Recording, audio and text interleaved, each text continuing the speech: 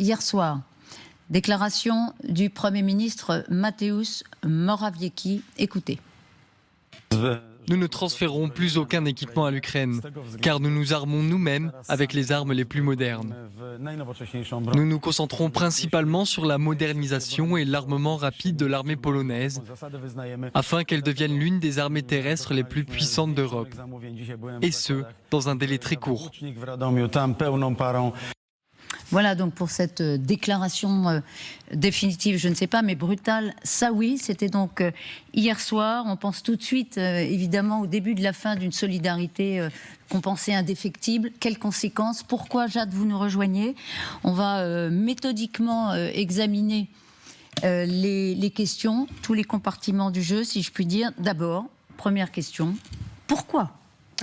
Tout est parti de là. Avril 2023, la Commission européenne conclut un accord avec 5 pays, Hongrie, Slovaquie, Bulgarie, Roumanie et Pologne, pour suspendre la commercialisation de céréales ukrainiennes. Le but, en fait, c'est de protéger les agriculteurs qui souffrent d'une concurrence déloyale. Pour quelles raisons?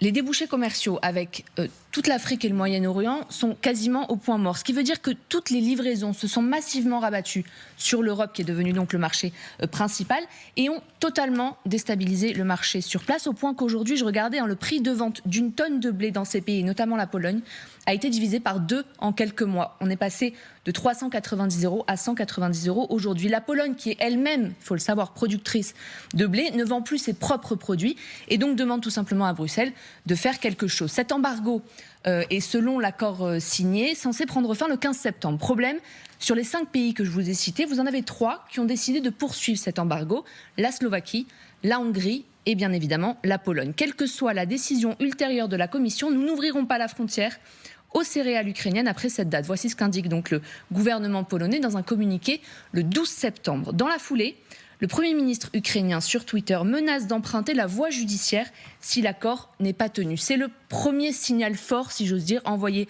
par l'Ukraine, confirmé quelques jours après par Volodymyr Zelensky. Écoutez. L'Europe est toujours gagnante lorsque les accords fonctionnent et que les promesses sont tenues. Et si les décisions de nos voisins ne sont pas respectueuses du voisinage, l'Ukraine réagira de manière civilisée. Alors la menace ne tarde pas à être mise à exécution, puisque le 18 septembre, la ministre de l'économie ukrainienne annonce porter plainte auprès de l'OMC, donc l'Organisation mondiale du commerce, pour relancer la commercialisation. Je la cite: c'est pour nous crucial d'établir que des États membres ne peuvent pas interdire à titre individuel les importations, et donc c'est pour cela que nous portons plainte contre eux. Nous sommes donc lundi, silence radio du côté de la Pologne, jusqu'à ce que Volodymyr Zelensky prenne la parole le mardi à l'ONU. Écoutez ce qu'il a dit. Je suis alarmé de voir que certains de nos amis en Europe semblent suivre leurs propres règles, semble-t-il.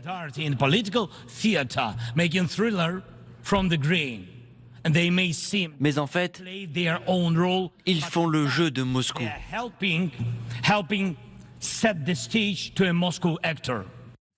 Il est en colère là, pas. Il est aux Nations Unies, il est à New York. Il ne cite pas directement la Pologne, mais forcément le pays se sent bien évidemment directement visé, et ses propos débouchent sur une convocation d'urgence par Varsovie de l'ambassadeur de l'Ukraine. Je vous donne un extrait du communiqué publié à ce moment-là. Faire pression sur la Pologne dans les forums multilatéraux ou envoyer des plaintes aux tribunaux internationaux ne sont pas des méthodes appropriées pour résoudre les différends entre nos pays. La suite, vous la connaissez. Hier, la Pologne frappe un grand coup et annonce la fin de l'aide militaire. J'ajoute une chose, parce que c'est quand même important. Dans 24 jours précisément, le 15 octobre, il y a des élections législatives qui se tiennent dans le pays. Et forcément, on est obligé de prendre en considération le poids de l'électorat des agriculteurs polonais. Le poids très important des agriculteurs, en effet, parce que l'arrivée massive de produits agricoles bon marché venus d'Ukraine est une question hyper sensible. Il n'y a pas peut-être que ça, mais il y a ça. Il n'a pas.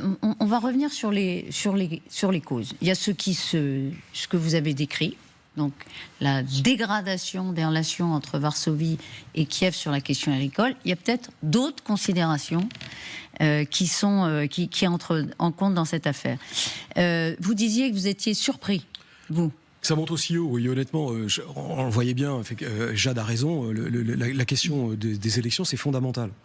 Alors on y reviendra après. Et donc on voyait bien que c'était en train de se chauffer l'affaire, mais que ça monte aussi haut. Alors la phrase de Volodymyr Zelensky, justement en période électorale, accuser grosso modo les Polonais, le gouvernement polonais d'être des alliés de Moscou à un mois des élections, politiquement, c'est pas ultra finaux. Donc, et en plus avec un parti qui est quand même ultra conservateur et plutôt nationaliste, donc c'est parti un peu en vrille. Mais ce qui est étonnant, c'est qu'on voit aujourd'hui effectivement ce changement dans les relations internationales où ça peut monter très très haut.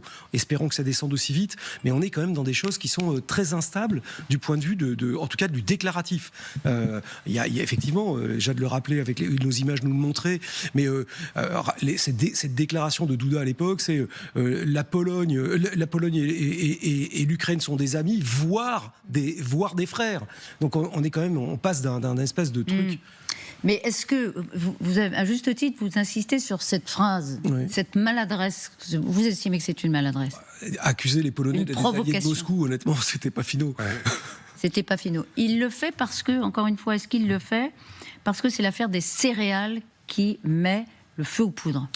Oui, l'affaire des céréales met le feu aux poudres. C'est extrêmement important pour les Ukrainiens. On l'a vu depuis l'arrêt des accords par Moscou, parce que tout ça part de là quand même. Donc finalement, c'est bien Moscou qui arrive à diviser le camp occidental avec ce genre de choses. Et c'est fondamental pour l'économie ukrainienne qui est tenue à bout de bras par ses alliés et qui avait une de ses seules choses qu'elle avait, c'était ses exportations. Mais c'est fondamental aussi pour la Pologne. Pour l'économie de la Pologne. Bien sûr, c'est pour ça, évidemment, c'est très déstabilisant. qu'elle réagit ou qu'elle surréagit. On verra tout à l'heure. On voit bien la stratégie de Moscou dont on parle depuis le début de la guerre, diviser les alliés, et les céréales sont au cœur de cette tactique, stratégie qui est à très long terme. En fait, les céréales ukrainiennes, elles sortent par la Pologne parce qu'elles ne peuvent plus sortir par la voie maritime. Alors il y a une voie par le Danube, mais qui est très compliquée. Roumanie, Moldavie, on en a déjà parlé. Et elles n'auraient dû faire que traverser la Pologne pour être vendues sur d'autres marchés, embarqués dans des bateaux sur les bords de la Baltique notamment. Et en fait, il se trouve qu'elles restent en Pologne et qu'elles font, comme nous l'a dit Jade tout à l'heure, baisser les prix de moitié. Et ça, c'est pas acceptable pour les agriculteurs polonais qui ont manifesté à de multiples reprises, et ça ne l'est plus pour le gouvernement polonais qui effectivement voit s'approcher l'échéance des élections. Et donc là, la plainte à l'OMC aussi a été certainement une maladresse. Une maladresse ? A priori, oui, les Polonais l'ont déjà très mal pris, plus les déclarations hier soir de Volodymyr Zelensky, ça passe plus, quoi. Est-ce que vous êtes surpris, vous aussi, Christian, par cette réaction, ou alors, si vous êtes par cette surréaction de la Pologne? Est-ce que c'est une surréaction, d'ailleurs? Surpris, oui et non. Alors, oui, parce qu'on ne pouvait pas prévoir que ça viendrait de façon aussi imminente en plein milieu de la soirée d'hier. Mais non, parce que il y a quand même un conflit latent et une tension qui monte régulièrement. Il n'y a pas que la Pologne. Il y a un climat, une atmosphère mauvaise pour l'Ukraine. Et c'est d'ailleurs ce qui justifie le déplacement de M. Zelensky à New York pour l'ONU, mais aussi devant des responsables américains et surtout, très intéressant, devant des responsables du parti républicain. C'est-à-dire que là, il perd un peu les pédales, M. Zelensky, si je peux me permettre. Ah, carrément. Il s'appuie sur l'administration Biden et il va voir un peu les républicains pour les convaincre de ne pas lancer la campagne présidentielle qui s'annonce aux États-Unis sur le thème du désengagement américain en Ukraine. Mais là, or, les républicains sont isolationnistes et ils veulent cesser l'engagement américain en Ukraine. Il y a une tranche de 24 milliards de dollars qui doit être votée là. Pour les républicains, c'est la dernière fois qu'on vote. Alors, on verra ça sur les États-Unis. Mais est-ce que vous diriez que quand il provoque la Pologne, on parlait de provocation, en disant qu'elle cherche finalement à soutenir la Russie, je résume de façon un peu grossière. Je cite Zelensky, elle feint la solidarité, ce qui est quand même injurieux.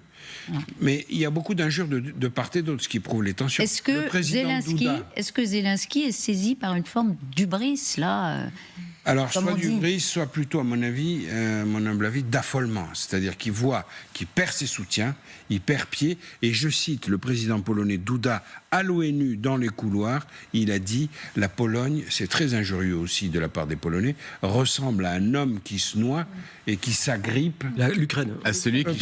l'Ukraine, oui. L'Ukraine ressemble à un homme qui se noie et qui s'agrippe à tout le monde. Et qui risque de nous faire couler. Qui risque de nous faire couler aussi. Alors, vous avez raison. C'est aussi effectivement une déclaration qui nous a frappés et qu'on va écouter ensemble. C'est comme si nous avions affaire à une personne en train de se noyer. Quiconque a déjà secouru une personne en train de se noyer sait qu'elle est extrêmement dangereuse, car elle peut vous entraîner dans les profondeurs. Elle possède une force inimaginable due à la peur et à l'influence de l'adrénaline et peut tout simplement noyer le sauveteur. C'est un peu comme la situation entre la Pologne et l'Ukraine. Faut-il agir de manière à se protéger contre un noyé? Nous devons surtout agir de manière à ne pas nous faire de mal. Alors, c'est sur fond de gratte-ciel américain, donc à New York, il y a 2 jours. Et effectivement, elle nous avait frappés parce qu'elle est très forte.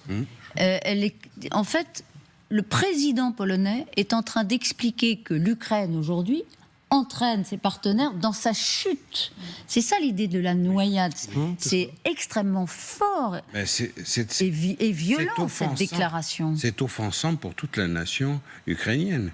Et c'est normal, il est normal que les Ukrainiens réagissent de leur côté. Mais ça veut dire qu'une partie aujourd'hui des partenaires de l'Ukraine pensent qu'ils vont finalement finir par payer très cher leur soutien à l'Ukraine et ils se posent la question, peut-être comme les Polonais, d'arrêter les frais. C'est quand même...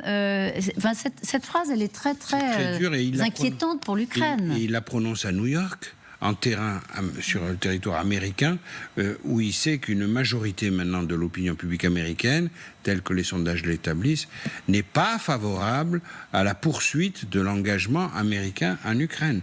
Ce sentiment monte très fort. Mais il y a aussi des erreurs de la part des Ukrainiens.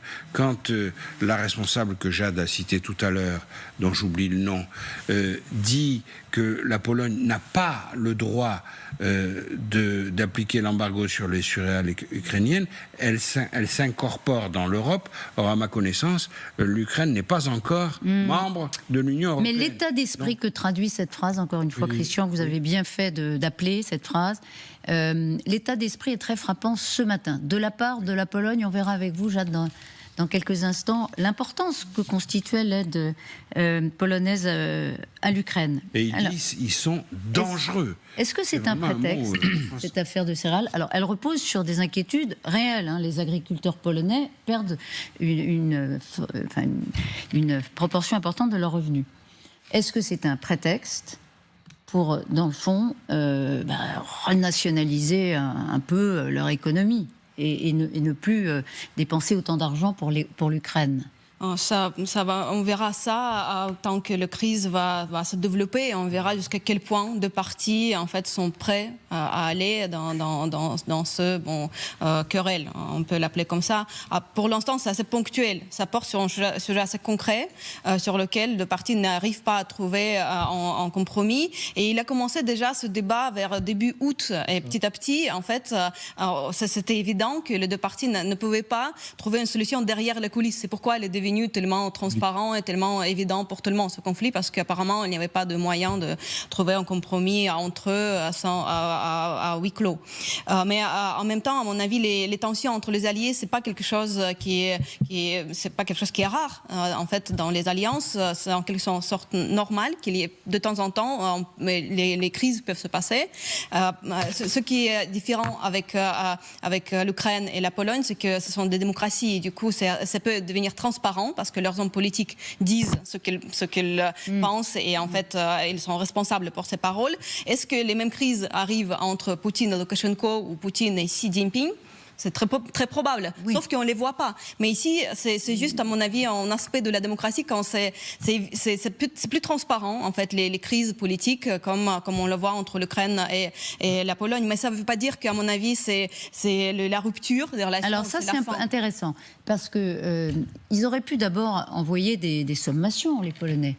Alors ils l'ont peut-être fait en sous-main, mais ils auraient peut-être pu faire une déclaration en disant si ça continue comme ça, nous déciderons à telle échéance de stopper nos livraisons. Non, c'est nous stoppons. Oui. Il y a une forme de brutalité dans l'annonce de la décision et la décision elle-même qui est quand même assez étonnante. Alors moi je pense que honnêtement, alors je ne sais pas comment ça va se développer, et les liens sont tellement forts, et je pense qu'effectivement, Jade nous l'expliquera tout à l'heure, mais enfin, c'est tellement imbriqué.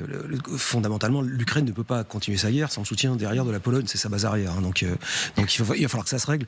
Mais ce que je trouve d'extrêmement étonnant dans cette affaire, c'est de voir aujourd'hui à quel point, mais on le voit depuis une dizaine d'années en fait, la montée des partis populistes et leur poids fait qu'on est en train d'avoir une nouvelle grammaire de la politique internationale à laquelle nous n'étions pas habitués.